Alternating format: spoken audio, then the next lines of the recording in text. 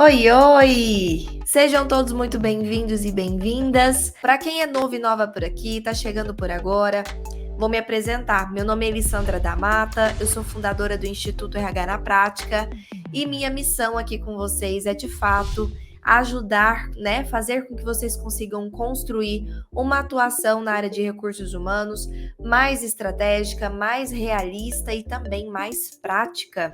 Então, hoje nós vamos falar sobre como usar a gestão por competências, a GPC, dentro do seu plano de cargos e salários. Eu particularmente gosto muito de trazer essas temáticas técnicas, principalmente com esse tipo de reflexão. O que a gente tem feito que pode melhorar? E eu sei que a maior parte de vocês, muitas das vezes, ainda não tiveram a oportunidade de fato, implantar um plano de cargos e salários. Mas mesmo assim, mesmo que a gente nunca tenha implantado na prática, eu sei que é muito natural que nós tenhamos preconcepções, Aquelas já ideias pré-definidas de como aquilo é. E eu sei que nesse conteúdo de hoje você vai desmistificar e vai cair por terra boa parte dessas coisas que você acha ou achava, que faziam parte aí de um processo de plano de cargos e salários assertivo, e você vai evitar cometer esses erros aí no futuro. Tudo bem?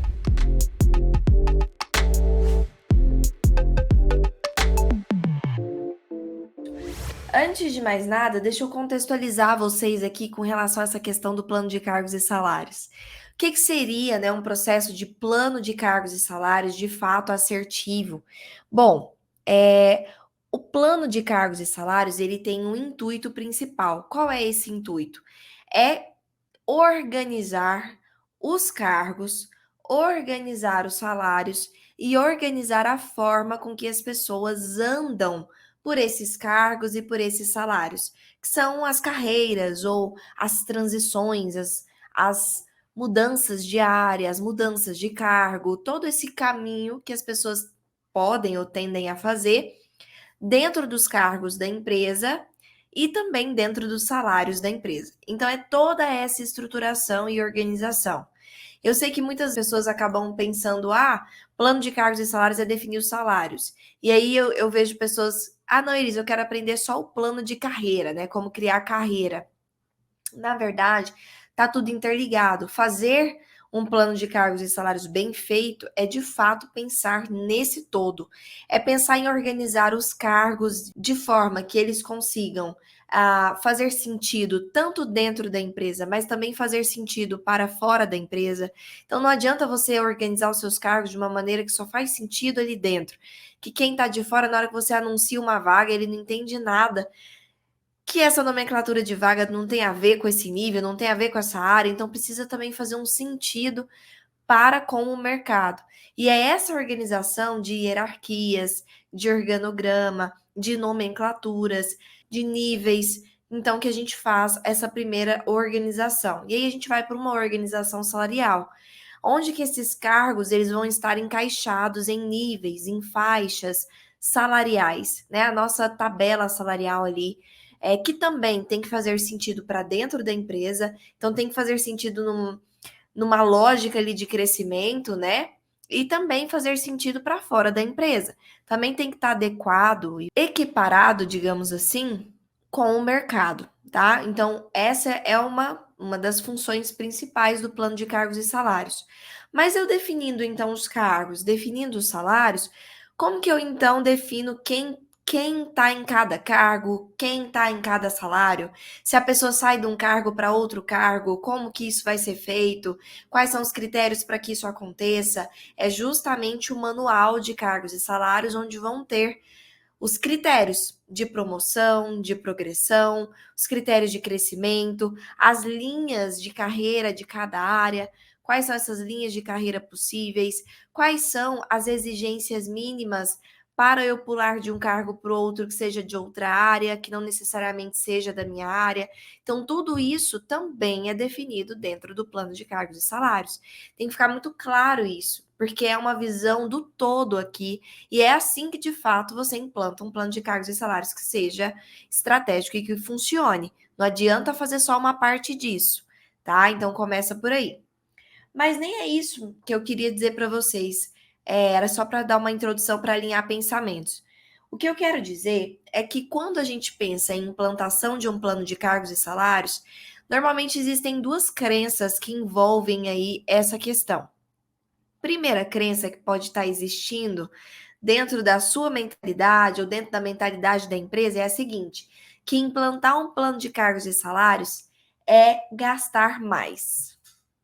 Quem aí já passou por isso? De pensar, eu nem vou dar essa ideia para a empresa de implantar um plano de cargos e salários, porque eles não vão querer mesmo, porque eles não vão querer pagar bem as pessoas, porque eles não vão querer promover as pessoas, porque eles não vão querer dar aumento de salário para as pessoas. A gente já atribui o plano de cargos e salários, essa estruturação, essa organização, a um aumento de custo, né? Mas, na verdade, isso é uma crença. Na realidade, o plano de cargos e salários, ele tem a função de organizar isso. E é muito mais benéfico para a empresa ter uma organização já pré-definida do que realmente isso acontecer de uma forma aleatória. Pensa aqui comigo de uma forma aleatória. Os aumentos serem dados de formas aleatórias, por cada líder de uma forma diferente. A empresa tem muito mais chance de gastar dinheiro à toa desse jeito do que de uma forma organizada, onde existe de fato critérios a serem seguidos. Porque quando de fato eles estiverem dando um aumento, ou uma promoção, ou uma progressão, eles vão ter certeza de que eles estão tendo uma contrapartida, de que aquilo vai estar, né, tendo um retorno para eles em formato de desempenho, em formato de critérios que a empresa gostaria ou espera que tenha. Diferente de quando isso é feito aleatório. Não existe garantia, não existe comprovação, não existe nenhum tipo de formato de constatação se aquele aumento está sendo de fato um investimento que tem retorno ou não. Porque não tem esses dados, não tem esses critérios mapeados, não tem como eu de fato analisar aquilo. Então, na verdade, é até uma forma da empresa investir de uma forma mais inteligente. Se é para dar um aumento, então vamos dar um aumento em cima de critérios que a empresa realmente se importa com eles. Se é para dar um aumento, então vamos organizar isso de uma maneira que a gente estimule as pessoas a terem consciência e clareza do que elas precisam fazer e que isso vai ter um retorno para a empresa de alguma forma. Se é para fazer isso, é melhor fazer de uma forma estruturada, onde a empresa tem essa organização e consciência de onde ela está investindo, do que de uma forma desestruturada. Então, na verdade, é até melhor para a empresa nesse sentido, tá? No sentido de investimento financeiro. Além disso, existe uma outra crença que é pensar o seguinte: a única forma de eu entregar motivação, de eu estimular motivação é através de recompensa financeira. Então, nossa, se a gente for implantar um plano de cargos e salários, isso vai ficar muito pesado, porque a gente vai ter que sempre ficar dando estímulos financeiros para as pessoas se sentirem motivadas. Quando, na verdade, a gente, como RH, tem que ter essa consciência de que isso não é verdade. O estímulo financeiro é importante? Com certeza, né? Eu não seria aqui hipócrita de dizer o contrário. Todo mundo precisa ganhar bem, ganhar conforme o que está fazendo, sentir que tem justiça entre o que está fazendo e o que está recebendo, ganhar de uma forma que consiga viver com qualidade de vida. Todo mundo tem seus planos pessoais e profissionais que sim dependem de remuneração, de dinheiro. A gente não está falando aqui o contrário disso, né? Inclusive, se você tiver numa empresa tóxica, com clima organizacional ruim, onde você tem uma qualidade ali dentro do seu ambiente de trabalho, de vida ruim, e você ganha bem, aquilo possivelmente não vai ser o suficiente para te segurar. Não vai ser, porque as outras coisas começam a pesar bastante na sua decisão. Assim, a recíproca, o contrário também é verdadeiro. Quando você tem um salário que você está satisfeito, mas que você sabe que às vezes tem outras empresas que pagam melhor. Mas ali dentro você tem um clima organizacional incrível, você tem um líder que te incentiva, você tem um propósito ali dentro, você se identifica com a empresa, com a cultura, com os valores, você vê que tem futuro para você ali dentro, você entende que a sua carreira ali, você aprende todo dia uma coisa nova, o clima organizacional é bacana, tudo isso também pesa quando outra empresa te aborda te oferecendo um salário maior. Pesa para você ficar. Então, é importante a gente ter essa clareza e deixar claro para a empresa que, dentre os critérios de promoção e progressão, a gente tem que estimular coisas que a gente sabe que também vão ser importantes para a motivação do colaborador. Já já, quando a gente falar sobre esses critérios, eu vou dar alguns exemplos para vocês, tudo bem? E agora eu quero entrar, antes da gente falar assim, ele está bom. Legal, entendi o que é plano de cargos e salários, entendi a importância, ok, entendi que é muito mais do que às vezes eu imagino, que as minhas crenças ou as crenças da empresa estão erradas.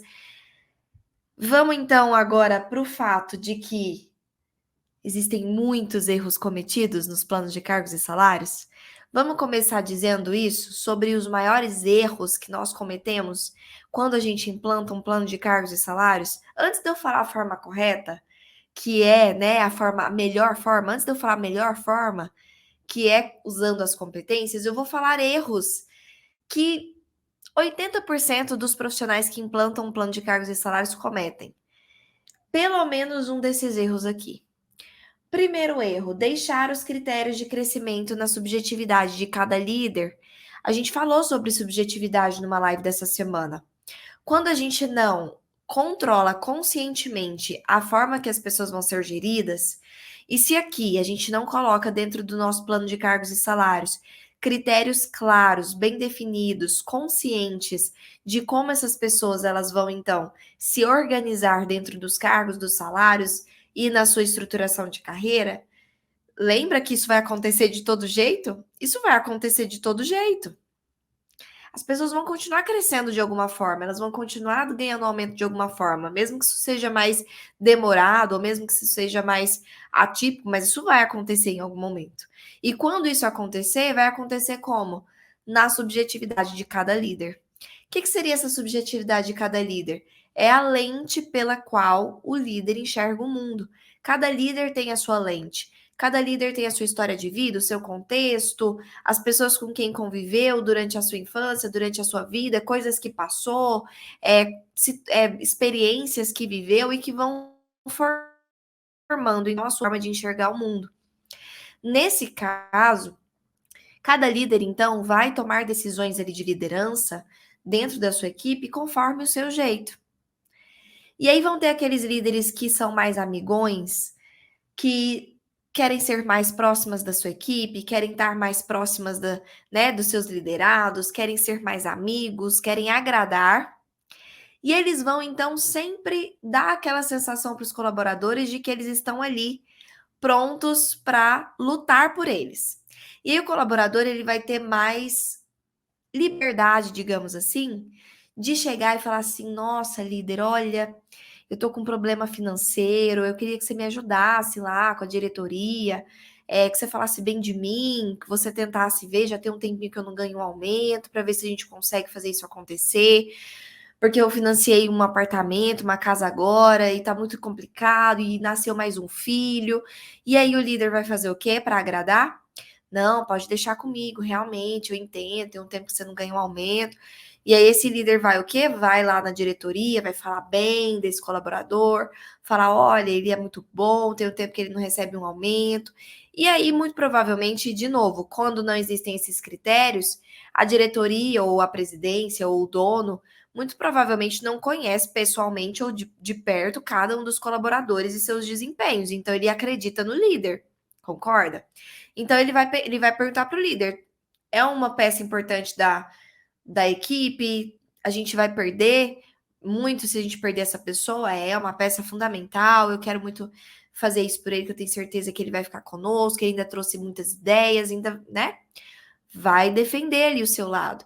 E aí a empresa pode ser que fale: não, tá bom, vamos dar um aumento para ele então. E já o outro líder, que é aquele líder mais, digamos assim, mais exigente, aquele líder mais difícil de agradar, aquele líder que tem aquela consciência assim, não, olha, ninguém nunca é 100% bom, ninguém nunca ganha 10, todo mundo ainda tem alguma coisa para aprender, todo mundo tem alguma coisa para desenvolver, todo mundo tem alguma coisa para melhorar. Então, nunca a pessoa está 100% no ponto perfeito de fazer aquilo acontecer. né, de ganhar um aumento. Para aquele líder, ele não vai se indispor, por exemplo, com o com o chefe, com a diretoria, chegando lá e defendendo alguém que ele não acredita que está na hora de crescer. Ou ainda aquele líder que não gosta de incomodar. E aí ele não vai falar isso lá para o chefe, jamais ele vai chegar lá na diretoria dando esse exemplo aí. Então, o que eu quero dizer com isso, com esses exemplos, é deixar na subjetividade significa que você não está assumindo o controle sobre a gestão das pessoas da sua empresa. Você não assumindo essa rédea de estipular os critérios, isso vai ficar na mão do líder, de alguma forma. E essa é uma subjetividade que a gente não pode permitir que exista, porque aqui a gente está então estimulando, ou pelo menos permitindo, que exista injustiça. Você não concorda que esse processo é injusto? É injusto, né? Eu, como colaborador, penso o seguinte: nossa, não adianta eu me esforçar, porque eu tô na equipe errada, eu devia estar na equipe do fulano, olha lá. Todo mundo da equipe do fulano, parece que cresce mais rápido, parece que tem mais estímulo para ganhar aumento, parece que o líder defende. E aí, para que eu vou me esforçar então? Se eu vejo que o outro que ganhou o aumento nem é tão bom quanto eu, mas o líder é um líder mais aberto a isso do que o meu. Então, de novo, a gente está estimulando o senso de injustiça, a sensação de injustiça. Além disso, tá? Outro erro é utilizar critérios de crescimento somente pautados na técnica.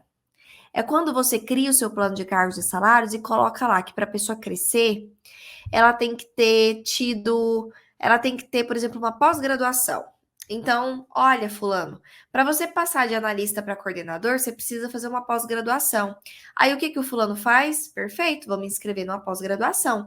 Ele se inscreve numa pós-graduação, termina a pós-graduação, chega com o diploma dele e aí a empresa fala: maravilha, agora você está apto então a ser promovido, vou te dar um aumento." É vago. Por que que é vago? Porque eu só me pautei numa parte técnica, que primeiro, eu nem consigo de fato entender aqui o que que vai mudar na técnica da pessoa com aquela pós-graduação. O que que ela aprendeu? Ela vai conseguir implantar? Ela vai conseguir aplicar? Ela vai fazer alguma coisa acontecer? Ou foi só conhecimento teórico acumulado, um diploma emitido e nada realmente vai mudar efetivamente na atuação daquela pessoa? Eu não tenho essa clareza. Eu não estou medindo desempenho, eu estou medindo diploma. Fica vago. Além disso, eu não estou olhando o comportamental, eu só estou olhando o técnico. Cadê a análise de comportamento? Cadê a avaliação de perfil? Não existiu aqui também. Então, é muito perigoso isso. Vamos pensar aqui num cenário ideal? Já vou começar a dar alguns exemplos aqui, então, do plano de cargos e salários utilizando as competências, tá? Como que isso é ideal? Como que eu uso as competências ao meu favor? Bom, primeiramente, eu vou usar tanto competências técnicas como critérios e também competências comportamentais. Já começa por aí. E além disso, eu vou inserir uma outra análise aqui, que são as competências organizacionais. O que são as competências organizacionais? São aquelas que exprimem, que interpretam cultura. Então, quando eu falo sobre competências técnicas e comportamentais, eu estou falando de competências específicas daquele cargo. Vão ser diferentes para cada cargo. Cada cargo vão ter, então, atividades diferentes e, por isso, vão exigir, sim, comportamentos diferentes e técnicas diferentes para poder colocar aquelas atividades em prática. Então, eu vou ter no meu mapeamento, diferente para cada cargo, competências técnicas e comportamentais. E eu vou ter para todos os cargos da empresa, de uma maneira igual, as competências organizacionais, que são aquelas que têm a ver com a cultura. São aquelas que a empresa, então, espera de todos os cargos, do mais operacional ao mais estratégico. Então, olha aqui como já começa a ficar mais completo esse olhar. Perfeito. Qual que é o critério básico aqui para um plano de cargos e salários por competências? O critério básico de crescimento vai ser o seu desempenho. E esse desempenho, ele vai estar pautado na avaliação de desempenho. Então, eu preciso ter avaliado o desempenho dessa pessoa, constatado como está o seu desempenho técnico, comportamental e organizacional, técnico e comportamental do seu cargo e organizacional na nível de empresa. Eu constatando isso, então essa pessoa vai ter uma avaliação do seu desempenho. E essa avaliação, essa nota, enfim, é que vai então servir para que eu tome decisões no plano de cargos e salários, de promoção ou de progressão. Então já começa por aí. Só que existe um plus aqui. Pensa comigo, se cada cargo é diferente e cada cargo, dentro de cada cargo, então eu vou ter competências comportamentais e competências técnicas diferentes mapeados. Então significa que se eu fui muito bem avaliado no meu cargo atual, não necessariamente significa que eu vou ser bom no cargo acima. Vou dar um exemplo. Hoje eu estou ocupando um cargo de analista de RH. E então, eu fui avaliado nas competências técnicas e comportamentais do meu cargo de analista de RH. E fui muito bem. Meu desempenho como analista de RH está ótimo. Eu, então, estou apta a ser considerada para um cargo que surgiu dentro da minha empresa de coordenadora de RH, que é o cargo acima do meu. E eu estou apta, então, a concorrer porque o meu desempenho está muito bom. Aí o que acontece? Eu passo para o cargo de cima. E aí eu passo para o cargo de coordenação, só que o cargo de coordenação é outro cargo, com outras atividades, com outras responsabilidades. E que, na prática, sim, exigiria-se comportamentos e técnicas diferentes para poder ocupar aquele cargo da melhor forma possível.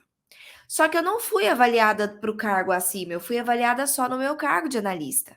E aí, quando eu passei para o cargo acima, eu tive uma dificuldade. Meu desempenho caiu, e aí a empresa perdeu uma ótima analista e ganhou uma coordenadora ruim, ou bem mais ou menos. Isso porque eu também preciso colocar como critério a avaliação comportamental do cargo acima e a avaliação técnica do cargo acima. Então, eu não só tenho que estar indo bem no meu cargo atual, e isso é o mínimo que se espera, mas eu também tenho que passar por uma avaliação comportamental e técnica se eu estou de fato apta e enquadrada e no momento de passar para esse cargo acima. Entende? Então, eu preciso ser avaliada também no comportamento do cargo acima e também na técnica do cargo acima e não somente no meu cargo. Isso é o que eu estou falando de um movimento de promoção, né? É um movimento de crescimento, de fato. Mas existe também a mudança de cargo no mesmo nível. Então, eu passo, por exemplo, do DP para o RH, eu passo do financeiro para o RH, eu passo do financeiro para o comercial, eu quero mudar de área. A mesma coisa tem que ser feita. Por quê? Porque eu ser bom no meu cargo não significa que eu vou ser bom em outro cargo. Principalmente falando de mudança de área. A gente está falando de atividades completamente diferentes. Então, essa pessoa também precisa ser avaliada no cargo que ela vai ocupar. Como, Elis? Através de entrevista comportamental, que vocês vão ver, né, mais sobre isso em próximas lives do aquecimento e também no mini curso. Através de testes, mas principalmente a entrevista comportamental. É como se fosse não, é um processo seletivo interno. O mesmo processo seletivo que você faz para trazer alguém de fora é um processo seletivo que você faz internamente. Essa pessoa tem que estar sendo avaliada no cargo que ela vai. E isso tem que ser um critério de promoção e progressão dentro do seu plano de cargos e salários. Ok? Outro erro é utilizar critérios de crescimento somente pautado em tempo de empresa, por exemplo. Eu já vi isso demais. Quando você fizer 5 anos de empresa, você vai ganhar um aumento. O que eu estou falando? O que eu estou, em outras palavras, falando para o meu colaborador? Colaborador, não precisa você se esforçar tanto assim. Faz o seguinte, se esforça o mínimo necessário, faz o mínimo necessário e fica 5 anos na empresa que você vai conseguir o aumento. É só não sair nesses 5 anos, entendeu? É só não ser demitido. Faz o mínimo necessário. E fica 5 anos que você vai conseguir um aumento. É isso que eu tô falando. Porque, em outras palavras, eu tô falando o seguinte: fulano, não adianta você se esforçar. Não adianta. Não adianta você dar seu sangue nesse momento. Trazer ideias novas, fazer uma mudança na sua área, aumentar sua produtividade, implantar um projeto novo, aumentar seu desempenho, gerar resultado na sua área, nada disso adianta. Você tem que fazer 5 anos. Então, eu, como colaborador, para que eu vou me esforçar? Se eu vejo que quem está fazendo 5 anos está conseguindo aumento sem se esforçar nada, ou o mínimo, e eu tô aqui me esforçando e não tô ganhando nada com isso. Isso desestimula. Eu tô passando o recado errado. Eu tô passando a mensagem errada para o meu colaborador. E, de novo, eu não estou dizendo que o critério de tempo não seja importante ou não seja relevante, dependendo da estratégia da sua empresa, ela pode ser um critério, mas não pode ser o único. Esse é que é a questão. Tem que estar atrelado a outras coisas. É no mínimo, então, eu até entendo, compreendo, por exemplo, para eu ser um gerente, eu preciso ter passado no mínimo 2 anos como analista. Por quê? Para que eu possa entender melhor dos processos, para que eu possa entender melhor dos procedimentos. Mas eu sou fã de fazer isso quando é um caso de promoção. Agora, quando é um caso de aumento dentro do meu próprio cargo, então eu sou analista. Eu preciso esperar 5 anos como analista para receber um aumento como analista. Então, eu não estou dizendo para a pessoa que ela precisa se esforçar. Entendem? Então, tem que estar atrelado a desempenho. Olha, fulano, para você atingir o cargo de gerente, você precisa ter passado no mínimo 2 anos como analista e você precisa ter tido um desempenho no seu cargo, no mínimo de nota 9 na última avaliação de desempenho, a nota 8, a nota 7, e também precisa ser avaliado no cargo de gerente. Esses 3 critérios juntos. Aí eu sei que não é só sentar a bunda e esperar eu fazer 2 anos. Eu tenho que também ter desempenho. Então, eu vou me esforçar dentro desses 2 anos para quando chegar o meu momento, eu ter desenvolvido tudo que eu precisava ter desenvolvido para poder ser apta a ter um crescimento. Então, aqui você está estimulando o certo tempo da forma certa, ok? Mas somente critério de tempo, você está estimulando do jeito errado, ok? Outro erro é não ter níveis de evolução dentro do próprio cargo. Empresas que só dão aumento se a pessoa aumentar de cargo, se a pessoa crescer de cargo. Então, eu só tenho a possibilidade de ganhar um aumento se eu passar de analista para coordenador. Eu não tenho possibilidade de conseguir um aumento se eu continuar como analista. A não ser pelo dissídio, por coisas que já são obrigatórias, mas não pelo meu desempenho. E aí, o que acontece? Acontece que a pessoa também vai se desestimular, principalmente se o cargo acima do dela já está ocupado por alguém que já está ali há anos, por alguém que provavelmente vai ficar ali mais anos. E aí ela pensa: a chance de eu ocupar o cargo de cima é muito pequeno, porque já tem uma pessoa, meu chefe está ocupando esse cargo e o meu chefe não vai sair tão cedo. Então, para que eu vou me esforçar? Então, é necessário você também ter um plano de crescimento dentro do próprio cargo, que é chamado de progressão. A pessoa sente que está progredindo mesmo sem ela mudar de cargo, progredindo em desempenho, progredindo salarialmente. Beleza? Maravilha, eu falei dos erros, né? Agora deixa eu falar sobre o plano de cargos e salários por competências, então. E eu quero começar dizendo uma história, contando uma história aqui. Há muitos anos atrás, há uns 10 anos atrás, eu trabalhava em uma consultoria de RH. Então, só tinham profissionais de RH ali naquela consultoria. E aí, a gente atendia várias empresas, implantando várias coisas de RH. Uma delas era o plano de cargos e salários. E eu me lembro que naquela época surgiu um curso aqui na minha cidade de plano de cargos e salários por competências. E eu me lembro de pensar assim, nossa, que legal.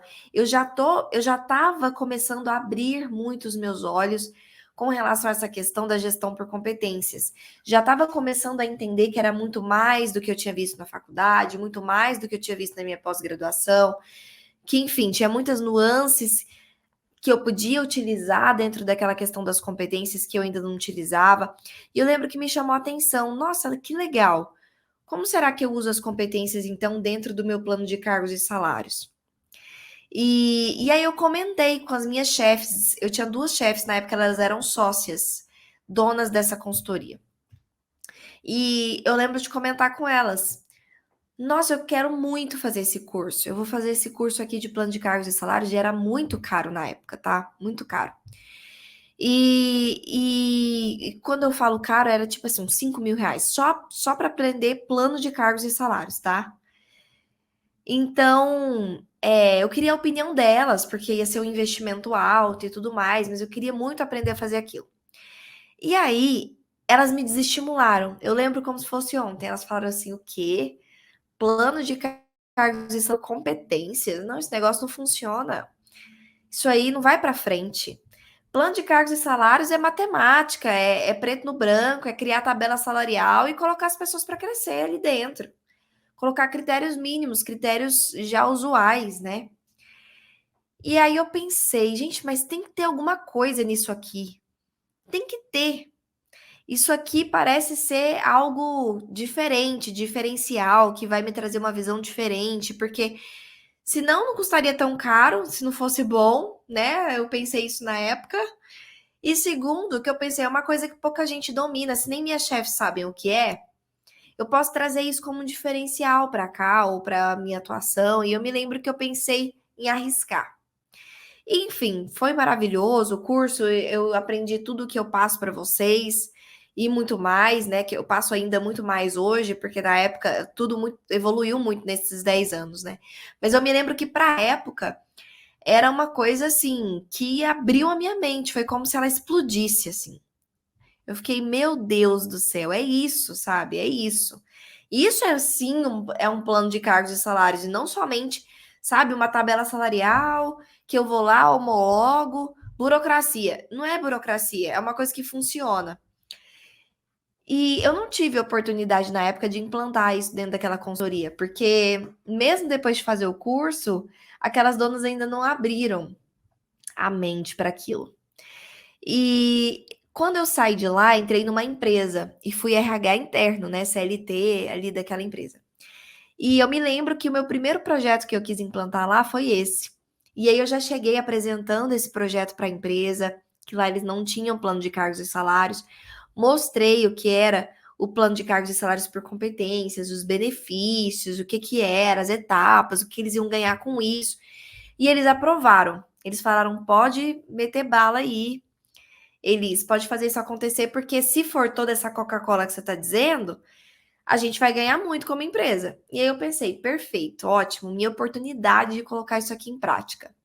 Coloquei em prática e foi um sucesso. Tanto é que eu recebi meu primeiro aumento logo de cara. Tinha acabado de entrar na empresa, com 3 meses ali que eu implantei o projeto, já ganhei meu primeiro aumento. Falei, opa, tô no caminho certo. Estava gerando resultado, as pessoas estavam olhando para o RH de uma forma diferente, os líderes passaram a respeitar mais o RH, que antes era visto ali nessa empresa como burocracia, e eu pensei, vou implantar mais. E eu implantei outros projetos da gestão por competências. Nessa empresa foi o primeiro RH que eu consegui implantar todos os projetos de RH com base na gestão por competências, fazer da forma certinha mesmo, como eu ensino para vocês. E aí, foi tudo dando tanto resultado que no próximo ano eu recebi mais 3 aumentos. Não só aumento como promoção, né? Já estava liderando não somente a área de RH, mas mais 3 departamentos. E já estava sendo treinada para assumir a diretoria, né? A diretoria de RH. E, enfim, depois eu abri minha consultoria e comecei a aplicar exatamente essa técnica da gestão por competências nos meus clientes. E depois de muitos anos, que eu já estava implantando isso nos meus clientes, nas empresas que eram meus clientes, eu fiquei sabendo que essa consultoria, que era lá, minhas chefes na época, começaram a implantar também o plano de cargos e salários por competências. A questão aqui é, você quer acordar tarde ou você quer acordar logo? Porque isso aqui, de fato, não é mais futuro, é presente, e quem não se adequar não está gerando resultado no seu plano de cargos e salários, tá? Bom, a questão principal aqui que eu queria deixar claro para vocês, deixa eu ver aqui que a gente está com 20 minutos. Primeiro é que a gente tem essa possibilidade de passar para o colaborador a mensagem certa de que ele pode ser independente, de que ele pode assumir as rédeas do seu crescimento. Se eu tenho clareza, então, que eu preciso de desempenho no meu cargo e que eu preciso estar desenvolvido ali nas competências comportamentais e técnicas do cargo acima para eu poder crescer, ou do cargo ao lado, né, do outro cargo, para eu poder mudar, eu vou me esforçar para isso. Eu vou estar consciente disso e eu vou então assumir essas rédeas de fazer isso acontecer. Quando eu não tenho clareza disso, do que eu preciso fazer para crescer, eu não sei. Não sei o que a empresa espera de mim, eu não sei quais são os critérios do que a empresa espera de mim. E aí eu fico, às vezes, colocando muita energia fazendo uma coisa que eu tô jurando que é o que a empresa quer e não é o que a empresa quer. Então é importante deixar isso claro também, que um processo de plano de cargos e salários deixa claro para a empresa o que ela pode cobrar do colaborador, porque ela já alinhou isso com ele, então ela pode cobrar, e para o colaborador do que ele precisa entregar. E ele não fica mais perdido se ele está fazendo o que devia estar sendo feito, se ele está no caminho certo para crescer. Fica claro. Além disso, a gente acaba com aquelas confusões, com aqueles maus entendidos, que é o seguinte: por que que o fulano ganhou um aumento e eu não? Vai estar claro por que que o fulano ganhou um aumento e eu não. Fulano ganhou um aumento porque ele já fez 2 anos no cargo que precisava, porque ele ganhou nota 9 na avaliação de desempenho e porque ele foi avaliado nas competências do outro cargo e passou. Eu não ganhei ainda isso porque eu ainda não tenho 2 anos de empresa, ou porque eu tenho 2 anos de empresa, mas não recebi nota 9, porque eu tenho 2 anos de empresa e recebi nota 9, mas não passei na avaliação para o outro cargo. Fica claro o porquê o outro conseguiu e eu não. Não tem mais subjetividade, não tem mais senso de injustiça. Eu passo a entender o que está acontecendo ali dentro. Além disso, você pode inserir outros critérios aqui. Lembra que eu falei para vocês no início que é o momento da empresa também reforçar o que é importante para ela e conduzir o colaborador para que ele então entregue aquilo de uma maneira a contar como critérios de promoção e progressão? Então, eu vou explicar agora para vocês. Vocês podem colocar como critério de progressão critérios diferentes dos critérios de promoção. Então, para subir de cargo ou para mudar de cargo, beleza, todos esses critérios que eu falei são os mínimos. Mas eu também posso inserir outros critérios. Eu também posso inserir, por exemplo, frequência em treinamentos. Para você estar apto a ter uma progressão, um aumento ali de um percentual dentro do seu próprio cargo, você precisa ter comparecido a pelo menos 80% dos treinamentos que eram do seu grupo, né, que você tinha sido designado a fazer naquele ano. E aí eu passo a estimular as pessoas a não só participarem dos treinamentos, como aprenderem, porque eu posso colocar também que um dos critérios é a avaliação do treinamento demonstrar mudança de comportamento ou mudança de técnica. Posso colocar como critérios coisas que a empresa faz, como, por exemplo, participação na pesquisa de clima. A pessoa precisa participar da pesquisa de clima para poder estar apta para conseguir uma progressão, por exemplo. E eu estimulo dessa forma as pessoas a participarem dos projetos internos. Posso colocar também como critério, por exemplo, teve uma empresa que eu atendi como cliente que eles davam aulas de inglês para os colaboradores. Como benefício mesmo. Então, existia ali um professor de inglês que ia X vezes na semana dentro da empresa, tinham as turmas, né, por níveis ali de inglês, e essas turmas, então, faziam as aulas no horário de trabalho. Então, tinha ali os horários de trabalho que os líderes já sabiam que aquele colaborador ia sair para aula de inglês. Perfeito. Só que, como era um benefício gratuito e era no horário de trabalho, muita gente dava as desculpas para não ir. Ia num dia, na próxima aula faltava, porque tô cheio de trabalho aqui, hoje o dia tá corrido, não consegui ir. O próprio líder, às vezes, não vai na aula de inglês hoje não, porque eu preciso de você aqui, isso aqui tá urgente. O que a empresa fez? A empresa, então, colocou como um dos critérios de progressão a participação mínima de 80% das aulas de inglês no ano. Então, podia ter ali algumas faltas, mas não podia faltar demais. E aí as pessoas começaram, então, a ver que o inglês era necessário para a empresa, para crescer dentro da empresa. E, de fato, era algo importante para a empresa. Coloque como critérios aquelas situações que você quer estimular o seu colaborador a fazer e que são relevantes para a empresa. Tem aqueles critérios que você não vai deixar de colocar, por ser um plano de cargos e salários por competências, você não vai deixar de colocar as competências, que é a avaliação das competências no cargo atual e a avaliação das competências no cargo que a pessoa vai ocupar. Mas, além disso, você pode colocar outros critérios que sejam relevantes para a empresa, daquilo que a empresa quer estimular. E isso aqui é muito bacana, é onde você começa a criar uma cultura aqui, é onde você começa a criar uma relação entre os subsistemas, fazer um conversar com o outro e fazer com que aquilo não seja somente mais uma coisa burocrática, mas que de fato seja um plano de cargos e salários que estimule a pessoa a se desenvolver. Crescer não é só salarial, como a gente falou no início. Crescer também é sentir que eu estou melhorando e eu participando dos treinamentos, como a empresa colocou como critério, eu sinto que eu estou evoluindo, eu sinto que eu estou aprendendo uma coisa nova. A empresa colocando como critérios uma outra coisa, como por exemplo, não sei, um plano de a presença numa aula de inglês, uma participação na pesquisa de clima, naquele momento que eu participo, pode ser que eu não perceba, mas depois eu percebo que aquilo foi para o meu crescimento, que aquilo me fez evoluir, que aquilo fez bem para mim. Então, é uma comunicação muito maior do que, de fato, a empresa quer estimular no caminho que as pessoas vão seguir em um nível de crescimento ali dentro. Entendem como isso é legal, como isso é satisfatório, como isso faz sentido? E é aqui que o plano de cargos e salários por competências começa a se diferenciar completamente dos outros e ter uma assertividade muito grande, ok? Um beijo no coração de vocês. Beijo, beijo, pessoal!